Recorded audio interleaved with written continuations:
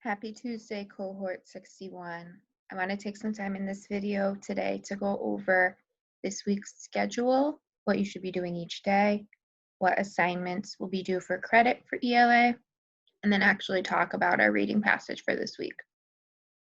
So on our class page, when you go to the ELA 61 Kimball Masterclass, this is the first thing you will see.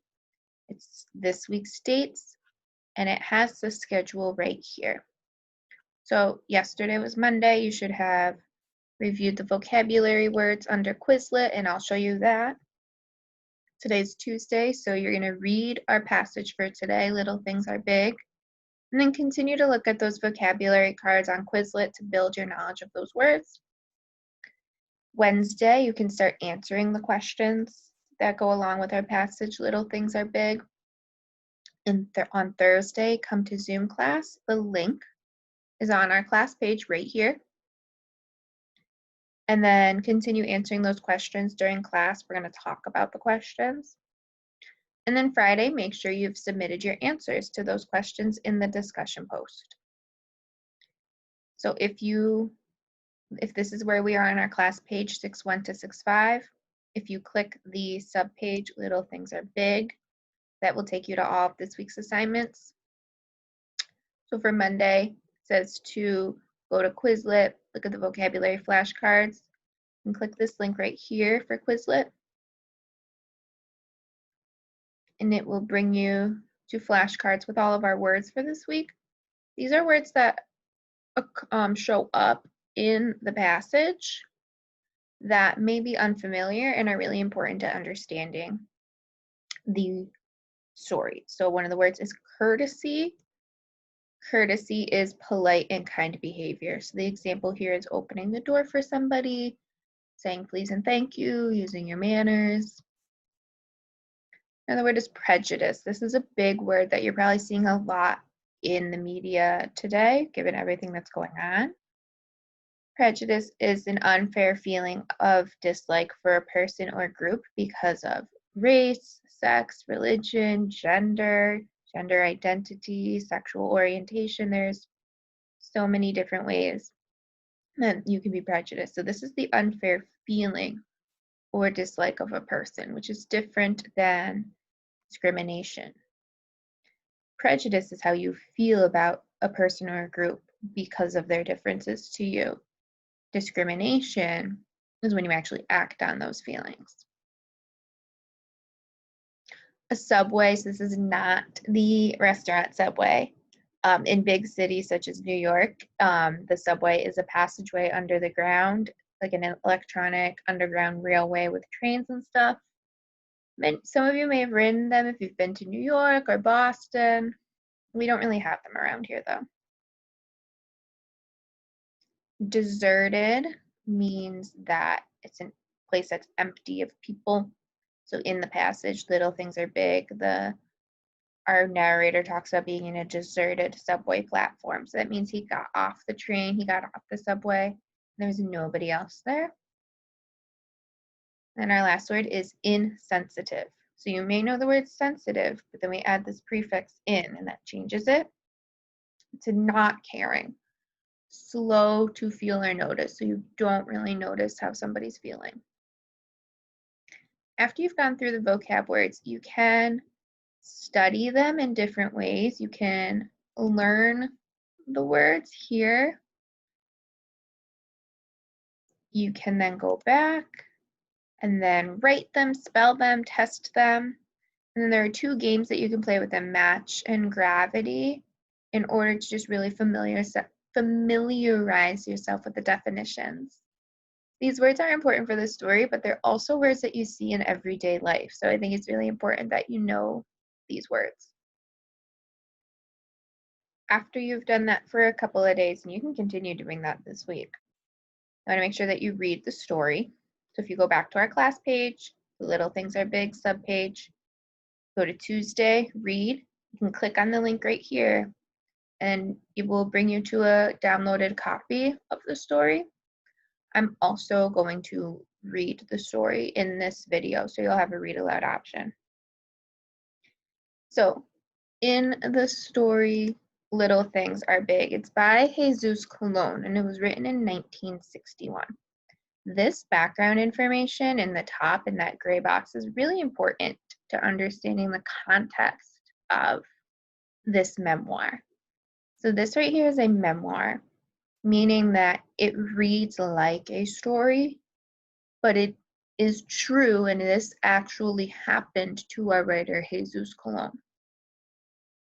So Jesus Colon, born in 1901 and died in 1974, was a Puerto Rican writer of African descent who moved to Brooklyn, New York at age 16. That's really important, not only that he was a Puerto Rican writer, but that he was of African descent.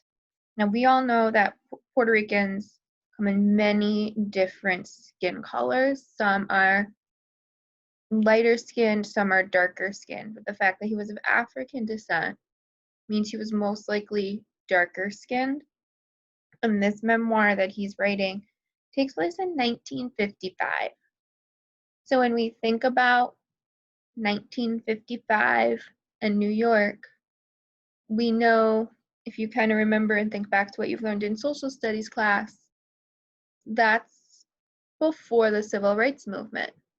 So there was still a lot of discrimination that African Americans and people with darker skin, so even if he was Puerto Rican, he was of African descent, he could have been facing that discrimination. Colon wrote about his experiences as an immigrant and discussed how racism influenced American culture. In the following story, Colon recalls one such experience on a subway car during the 1950s. As you read, take notes on how Colon presents his point of view in the passage. So Colon is our narrator, and as you're reading, I want you to be thinking about how he gets his point of view across, what he's thinking, what he's feeling, what he's experiencing.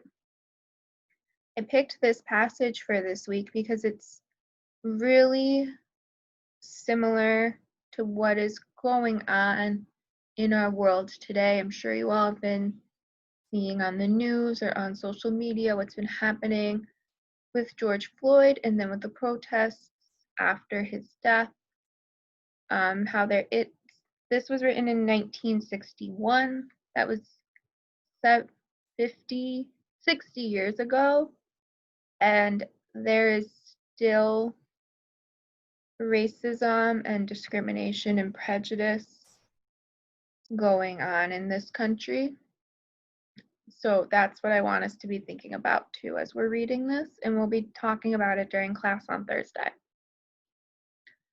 So now I'm going to read the passage. It's actually a really short passage, and then we'll talk a little bit about the questions and where you answer them. Little Things Are Big by Jesus Colon, 1961. Paragraph 1. I've been thinking, sometimes one thing happens to change your life, how you look at things, how you look at yourself. I remember one particular event. It was when? 1955 or 56. A long time ago. Anyway, I had been working at night. I wrote for the newspaper and, we had deadlines. It was late after midnight on the night before Memorial Day. I had to catch the train back to Brooklyn, the West Side IRT. This lady got onto the subway at 34th and Penn Station, a nice-looking white lady in her early 20s. Somehow she managed to push herself in with a baby on her right arm and a big suitcase in her left arm.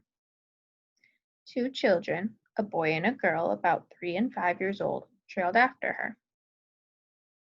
Anyway, at Nevin Street, I saw her preparing to get off at the next station, Atlantic Avenue. That's where I was getting off too. It was going to be a problem for her to get off. Two small children, a baby in her arm, and a suitcase in her hand. And there I was also preparing to get off at Atlantic Avenue. I couldn't help but imagine the steep, long concrete stairs going down to the Long Island Railroad and up to the street. Should I offer my help? Should I take care of the girl and the boy? Take them by their hands until they reach the end of the steep, long concrete stairs? Courtesy is important to us Puerto Ricans. And here I was, hours past midnight, and the white lady with the baby in her arm, a suitcase and two white children, badly needing someone to help her. That right there is a really good example of how he's developing his point of view. That's all right, that is his thoughts, where it's really important for him to be courteous to other people, and here's this woman who needs a lot of help. I remember thinking, I'm a Negro, which if you see this 3 right here, go down to the bottom of the page, and we see that the word Negro was used up until the mid-20th century, so until like the 1960s, 1970s, to refer to African Americans and people of African heritage, when we don't use that word anymore. We now just use African American. I'm a Negro and a Puerto Rican. Suppose I approached this white lady in this deserted subway station late at night. What would she say? What would be the first reaction of this white American woman? Would she say, "Yes, of course you may help me"? Or would she think I was trying to get too familiar? Or would she think worse? What do I do if she screamed when I went to offer my help? I hesitated. And then I pushed by her like I saw nothing, as if I were insensitive to her needs. I was like a rude animal walking on 2 legs, just moving on, half running along the subway platform, leaving the children and the suitcase and the woman with her baby in her arms. I ran up the steps of that long concrete stairs in 2s, and when I reached the street, the cold air slapped my warm face. Perhaps the lady was not prejudiced at all. If you were not that prejudiced, I failed you, dear lady. If you were not that prejudiced, I failed you. I failed you too, children. I failed myself. I buried my courtesy early on Memorial Day morning. So, here's the promise I made to myself back then. If I am ever faced with an occasion like that again, I'm going to offer my help, regardless of how the offer is going to be received. Then I will have my courtesy with me again. So think about how his point of view was developed, where he wanted to help so badly, but he was thinking, what happens if I approach this lady on the subway? Is she going to say, "Oh, yes, of course, please help me"? Or is she going to think something worse? And this is something that we have seen happen recently in 2020. The story about the African American man in Central Park who asked a woman to put her dog on a leash, and the cops were called. This is something that could happen and probably has happened in this world today. So after you guys read the passage, again, it's very short, you're going to come down here and look at these text-dependent questions. Now, on the discussion post, you're not answering all of the multiple choice questions. You're only answering some of them. You're answering 1, 2, I believe 3, number 6, and then these are the important questions I want us to talk about, the discussion questions, where for these, there's no really right or wrong answer. These are more, what do you think about what happened in the story? How does this relate to things that you know, that you have experienced, that you have seen on the news? These are answers that should definitely be in complete sentences. Now, to answer the text-dependent questions and the discussion questions, you go to our Power School page. And then right here, we have the post on the Little Things Are Big subpage with the actual questions that you're answering. So you're answering number 1, what statement best expresses the central idea of the passage? So what was the point of view that the author was trying to get across to you? Number 2, part B, this goes along with number 1. Which of the following quotes best supports your answer to part A? So whatever you said the central idea was, which line supports that central idea. Number 3, which statement best describes the relationship between the author and the woman on the tree? And just pick one. And then for the multiple choice ones, you can just put the letter. You don't have to actually write the whole answer. And then 4, 5, 6, and 7 are short answer questions. So these need to be answered in complete sentences. The author asks himself a series of questions throughout the passage. How do these questions develop or convey the author's point of view? So when we think of that, we want to go to the questions that he asked himself throughout the story, like, what should I do? Should I help her? What if she thinks this? What if she thinks that? And how does that help develop what the author is thinking and his point of view? Number 5, place yourself in Cologne's shoes. How do you think you would have responded in this situation? Has anything similar happened to you?